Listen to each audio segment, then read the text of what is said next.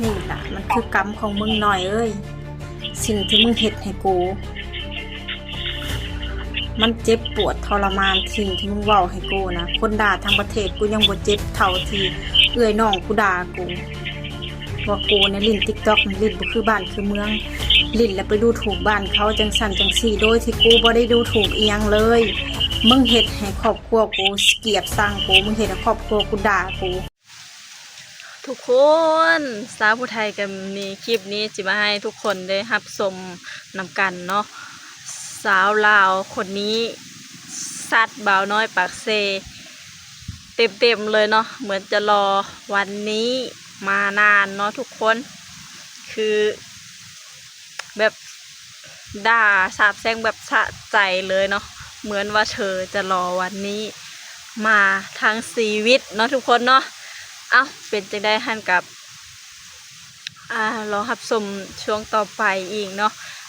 ก่อนอื่นก็ทักทายสบายดีสวัสดี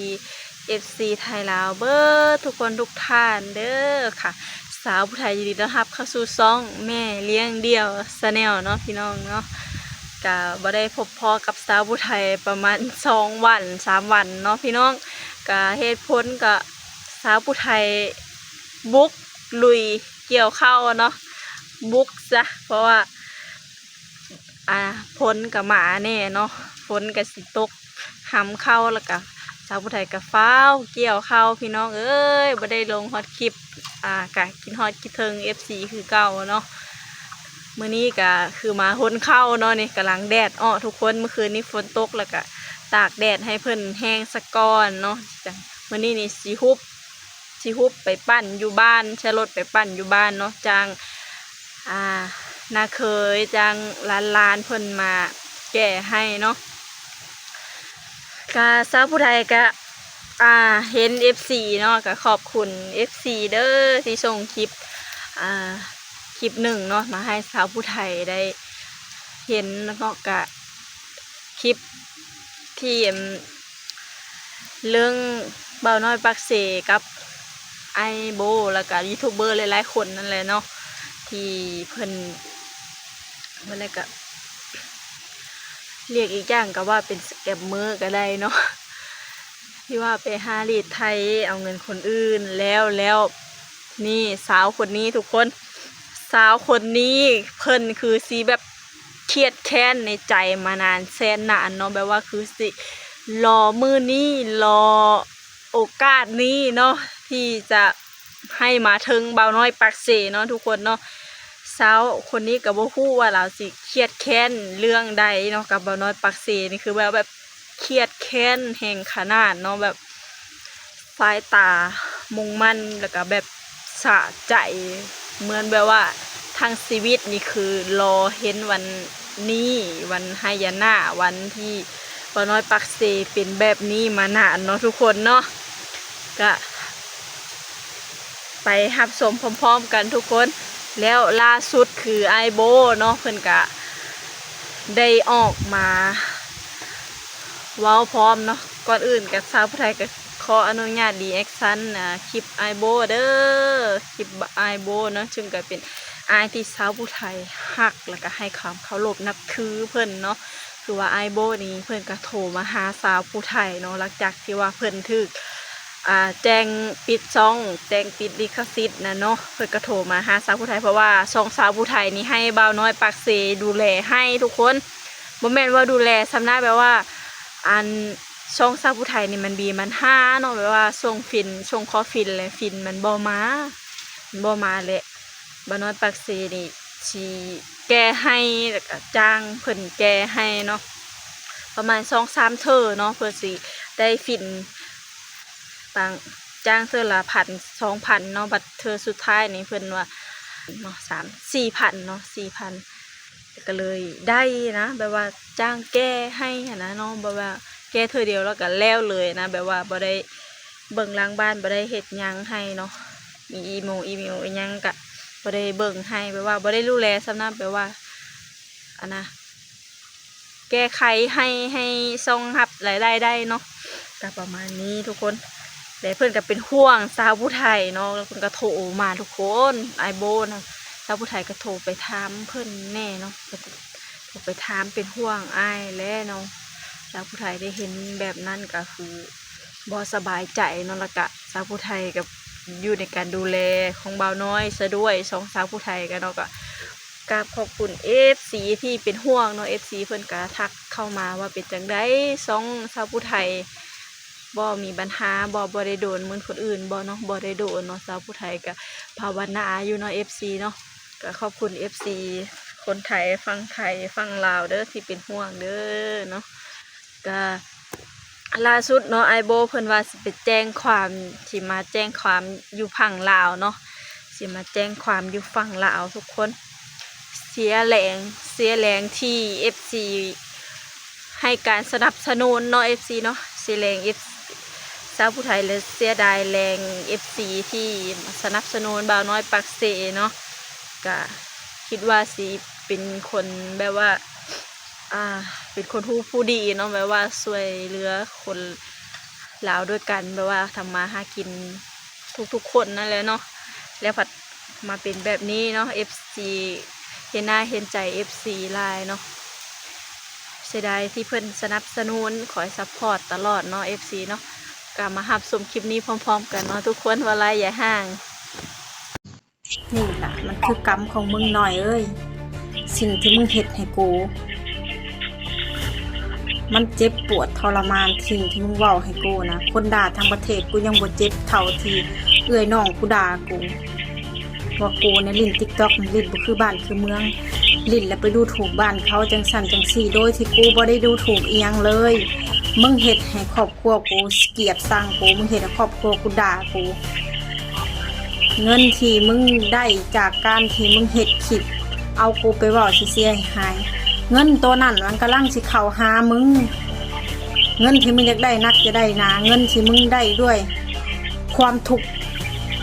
ของกูน่ะมันก็เลยมันกำลังสิย้อนกลับไปหามึงเฮ็ดกู10 เท่าขอให้มันกลับคืนไปหามึง100 เท่าพันเท่าหน่อยขอให้เวรกรรมศาสตร์นี่ให้มันหมดต่อมึงเด้อกูสิบ่ขอจองเวรจองกรรมมึงชุกศาสตร์ไปกูขอจบในศาสตร์นี้กูจะถ่าเบิ่งคนที่ได้เงินจากความทุกข์ของคนอื่นนี่แต่ละคนบ่ได้เว้าเมารวมเด้อคนที่แบบว่าเอาข่าวของคนอื่นไปเว้าเสียหายไปเว้าที่ทางที่บ่ดีฮู้อยู่ว่ามันถูกหรือบ่ถูกแทนที่เฮาเป็นคนนำกันสิบอกสิสอนกันเอาเฮาประจานจนเขาด่าข่อยทางประเทศการลินคอนเทนต์เฮาก็ลินสนุกสนานแต่คือว่าแล้วเนาะลิน TikTok ก็มีคนเกลียดคนชังอันนี้ก็เข้าใจแต่ก็บ่ต้องถึงเฮ็ดกันขนาดนี้เฮ็ดให้คนอื่นเขาเสื่อมเขาเสียเฮ็ดให้ทุกคนเขาด่าให้เฮ็ดให้ทุกคนมองว่าข่อยเป็นคนบ่ดีมื้อนี้ก็เวรกรรมกำลังย้อนกลับไปหามันเงินที่มันได้ความทุกข์จากข่อยจากคนอื่นเนาะที่มันเอาคลิปแต่ละคนไปเว้าขอให้เงินเหล่านั้นน่ะเหยียบย่ำมันให้ครอบครัวมันหรือโตมันเองพิบัติลงในศาสตร์นี้สิบ่ขอจองเวรจองกรรมสุขศาสตร์ไปขอให้จบแต่ศาสตร์นี้สวัสดีน้องนะสวัสดีครับสวัสดีน้องสาวคนนี้ด้วยนะฮะสวัสดีทุกท่านเลยนะครับบ่าวโวสราเสียงเคียนลาวท่านผู้ชมครับนะฮะก็ตอนนี้ก็มาทำงานนะฮะอยู่ที่ต่างจังหวัดนะครับก็สืบเรื่องราวที่เกิดขึ้นนะฮะเราก็ยังถือว่ายังดำเนินการอยู่ตลอดนะครับไม่ได้หยุดนะครับเพราะว่า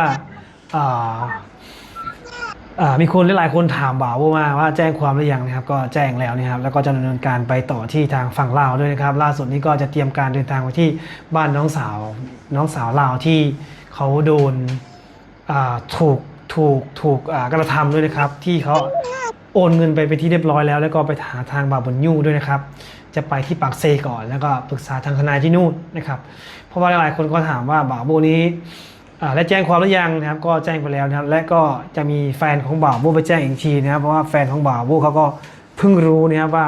มีเรื่องราวแบบนี้นะเพราะว่าจากการคุยระหว่างอีเมลลำมาบ่าวลาวกับช่องของบ่าวนะอย่าลืมว่าช่องของบ่าวนี่เป็นอีเมลของแฟนบ่าวนะฮะซึ่งอีเมลของแฟนบ่าวนี่เป็นอีเมลของคนไทยคุณกระทำตอนนี้คุณกระทำกับคนไทยนะครับช่องของบ่าวก็จริงแต่อีเมลที่ถูกสร้าง ช่องขึ้นมาคืออีเมลของแฟนบ่าวโบนะฮะแฟนบ่าวโบเขาเป็นคนไทยนะครับเขาเห็นเขาคือว่าเป็นคดีที่น่าตกใจนะครับมาเรียกเอาเงินจากบ่าวโบนะฮะการที่เรียกเอาเงินเนี้ยในลักษณะที่ไม่ใช่ลิขสิทธิ์ของตัวเองซึ่งเอาของคนอื่นมานี่ผมอยากถามคนไทยว่าเป็นความผิดที่สำเร็จแล้วหรือยังนะครับจากสิ่งที่ผมทำและวันนี้นะครับผมเห็นน้องสาวคนนี้นะครับไปดู TikTok นะครับแล้วก็พูดได้เกี่ยวเรื่องกับน้องชายนะครับน้องชายบ่าวน้อยนะครับผมก็ไม่รู้ว่าน้องไปโกรธอะไรบ่าวน้อยนักหนานะครับถึงได้แบบมีแววตาที่แบบมุ่งมั่น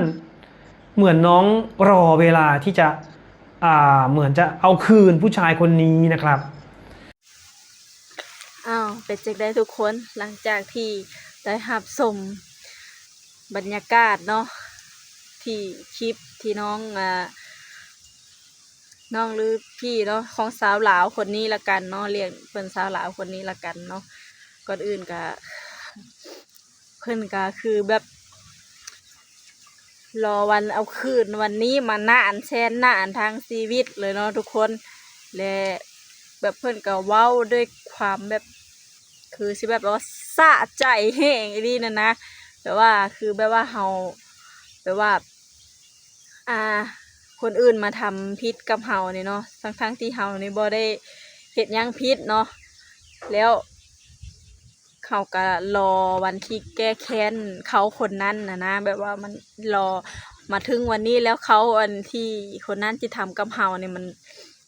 โดนแบบนี้เนี่ยแบบสะใจสุดๆเนาะเข้าใจความรู้สึกของสาวลาวคนนี้เลยทุกคนเนาะอีกล่าสุดอีกกะไอโบแล้วก็สิมาหาน้องเดียเนาะสิมาซอยน้องเดียนะน้องพาไปแจ้งความอยู่ทางสปป.ลาวทางบ้านสาวผู้ไทยนี่แหละเนาะ FC ก็เป็นกำลังใจให้เด้อเป็นกำลังใจให้ทางไอโบแล้วก็ทางสาวเดียเนาะเป็นกำลังใจให้ยูทูบเบอร์ทุกๆคนที่โดนบ่าวน้อยปากเซแจ้งปิดซ่องแจ้งลิขสิทธิ์ทุกคนเนาะเอาให้ถึงที่สุดเลยเนาะคนแบบนี้ปล่อยไว้เป็นพิษเป็นภัยต่อคนอื่นวันอะไรกันน้องทุกคนค่อยละมาสะใจนำสาวลาวคนนี้เนาะคนชาบแซงแบบได้ใจลิเพิ่นว่าบ่าวน้อยปักเสนี้เฮ็ดให้เราอับอายคล้ายขี้หน้าเฮ็ดให้คนทั่วโลกทั่วประเทศทั่วโลกนี่เกลียดชังลาวเนาะแปลว่าเราก็ลิ้นแอปดำแอปตอกก็ลิ้นเพื่อความบันเทิงเพื่อยังเนาะแล้วบ่าวน้อยเพิ่นไปตัดเอาช็อตที่แบบช็อตลุกกันนะถ้าว่าเป็นเพลงก็ได้ช็อตเด็ดๆนะมาบรรยายมาเว้าแนวที่บ่ดีให้มันเสื่อมเสียเสื่อมหายแล้วเนาะก็แนวนี้แล้วเนาะคือแบบเราก็สะใจรอวันนี้มานานเนาะก็สุดยอดหลายเนาะสำหรับคลิปนี้สาวผู้ไทยก็สิได้ขอจบไว้เพียงเท่านี้เด้อ FC เด้อเนาะก็ขอบคุณ FC ที่สนับสนุนติดตามสาวผู้ไทยมาตลอดเนาะขอบคุณ FC คนไทยขอบคุณทุกๆกำลังใจเด้อถ้าบ่มี FC คนไทยสาวผู้ไทยก็คือสิบ่มีกำลังใจทำคลิปมาจนถึงวันนี้เนาะก็จังได้ก็สู้ๆเด้อไอโบน้องเดียเนาะทุกๆคนเนาะสาวผู้ไทยก็สู้คือกันเนาะตอนนี้ก็สิไปคนเข้าแล้วเด้อบ๊ายบายพบกันคลิปหน้าเด้อสำหรับคลิปนี้ก็ขอบคุณค่ะ